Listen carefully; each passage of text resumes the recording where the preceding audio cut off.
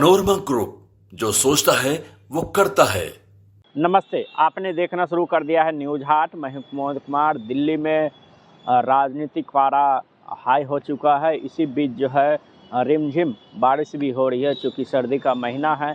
ऐसे में यह ठिठुरन बढ़ गया है, ठिठुरन राजनीति का भी बढ़ गया है, चूँकि अरविंद केजरीवाल ने आज साफ आरोप लगाते हुए कहा है कि जो कालकाजी विधानसभा से बीजेपी प्रत्याशी है रमेश बिधूरी, उन पर आरोप लगा है कि रमेश बिधूरी जो है सीएम पद के उम्मीदवार हो सकते हैं। हालांकि बीजेपी ने औपचारिक तौर पे ऐलान नहीं किया है, क्योंकि बीजेपी जो है साफ कर रही है कि बीजेपी का कोई कार्यकर्ता ही जो है सीएम चेहरा होगा। हालांकि अरविंद केजरीवाल ने साफ टारगेट किया है रमेश बिधूरी, जो 2 बार से पूर्व सांसद रहे हैं, इस बार जो है विधानसभा का चुनाव भी लड़ रहे हैं। वो लगातार जो है रमेश बिधूरी के टारगेट कर रहे हैं। आपको पता ही होगा कि 2023 के लोकसभा का सत्र जब चल रहा था, इसी दरमियान जो है रमेश बिधूरी जो है बसपा के सांसद, उन पे जो है गलत टिप्पणियां करते हैं। इसके आरोप के बाद उनका टिकट कटता है, फिर वो जो है बीजेपी से दूर चले जाते हैं। ऐसे में अब सवाल उठता है कि रमेश बिधूरी को इन चुनाव के वक्त क्यों लाया गया। हालांकि उनकी नाराज़गी भी थी। रमेश बिधूरी की टिकट कटने के बाद जो है रामवीर सिंह बिधूरी जो बदरपुर से विधायक रहे हैं, उनको टिकट मिला। वो दक्षिणी दिल्ली से सांसद बने।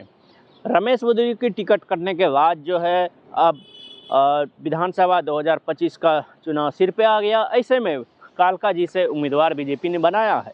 तो अरविंद केजरीवाल लगातार जो है रमेश बिधूरी को जो है टारगेट कर रहे हैं। वो साफ कर रहे हैं कि रमेश बिधूरी जो है सीएम का चेहरा होंगे। बीजेपी ने ऐलान नहीं किया है, लेकिन अरविंद केजरीवाल ये कह रहे हैं। हालांकि अरविंद केजरीवाल इसलिए कह रहे हैं क्योंकि रमेश बिधूरी का 2 बयान आया था इसी बीच। रमेश बिधूरी ने कहा था कि कालका जी की जो सड़कें हैं वो प्रियंका गांधी के गाल की तरह जो है चमकीली कर देंगे, जो गलियां हैं वैसी कर देंगे। और इसके साथ ही आतिशी मारलेना जो दिल्ली की सीएम है, उन पे भी जो है गंभीर टिप्पणी की थी। उन पे जो है साफ गंभीर टिप्पणी कहा था कि आतिशी मारलेना जो है अपने बाप बदल लिया। हालांकि आतिशी मारलेना पहले मारलेना लिखती थी, फिर सिंह लिखती है, अब आतिशी। इस जो है सरनेम के चक्कर में रमेश बिधूरी जो है काफ़ी दिनों तक जो है ट्रोल हुए थे। लगातार जो है आतिशी मारलेना लगातार कह रही थी कि हमारे बीमार पिता को जो है रमेश बिधूरी टारगेट कर रहे हैं। लेकिन रमेश बिधूरी अब जो है कालकाजी विधानसभा से बीजेपी प्रत्याशी है। ऐसे में सवाल उठता है कि बीजेपी आखिर क्यों नहीं रमेश बिधूरी पे बोलना चाहती। बीजेपी साफ कहती है कि रमेश बिधूरी का मामला है, इस पे बीजेपी का कोई स्टैंड नहीं है, चूँकि प्रत्याशी वो इंडिविजुअल अलग अलग बयान देते रहते हैं। ऐसे में साफ कहा जा सकता है कि अरविंद केजरीवाल ने साफ कहा है कि 2025 का चुनाव जो है सिर पे है। ऐसे में जो दिल्ली का चुनाव है वो दिलचस्प होने वाला है। एक तरफ जो है लगातार महिलाओं के ऊपर अभद्र टिप्पणी कर रहे हैं, दूसरी तरफ पढ़ी लिखी महिला जो दिल्ली की सेवा कर रही है। कहीं ना कहीं अरविंद केजरीवाल जो है लगातार जो है बीजेपी को घेरने की कोशिश कर रही है। साफ तौर पे कहा जा सकता है, उन्होंने साफ कहा है कि जो सीएम कैंडिडेट है, उन्होंने उनके तरफ जो आरोप लगाया कि ये सीएम कैंडिडेट हैं, वो एक मंच पे आएँ और हमारी सीएम जो है एक मंच के पे आएँ और दोनों डिबेट करें आखिर दिल्ली की भलाई के लिए आखिर कौन सबसे आगे है। दूसरी सबसे बड़ी खबर दिल्ली से ही है। अमित शाह जो झुग्गी विस्तारक अभियान के तहत जो बीजेपी लगातार जो है झुग्गी वासियों के लिए अभियान छेड़ रखा है, उनकी बैठक जो है जवाहरलाल नेहरू स्टेडियम दिल्ली में हो रही है। इसमें अमित शाह की अभी जो है भाषण भी हो रहा है। इसमें अमित शाह साफ अरविंद केजरीवाल का बिना नाम लिए हुए लगातार जो है हमला बोल रहे हैं। वो लगातार कह रहे हैं कि दिल्ली में 10 सालों में कुछ नहीं हुआ है। चाहे यमुना की सफाई की बात हो, चाहे वो टूटी सड़कें की बात हो, चाहे वो गंदे पानी की बात हो, चाहे वो नालियों की बात हो, चाहे वो गली मोहल्ले में जो उन्होंने वायदे किए थे कि हर घर नल पहुंचाएंगे साफ, वो आखिर इन 10 सालों में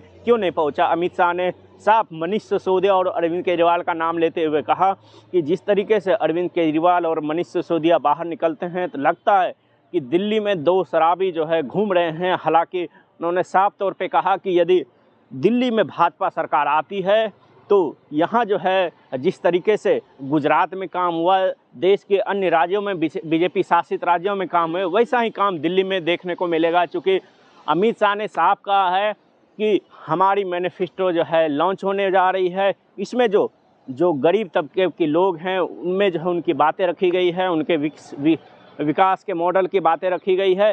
कहीं ना कहीं अमित शाह ने केजरीवाल को आड़े हाथों लिया है।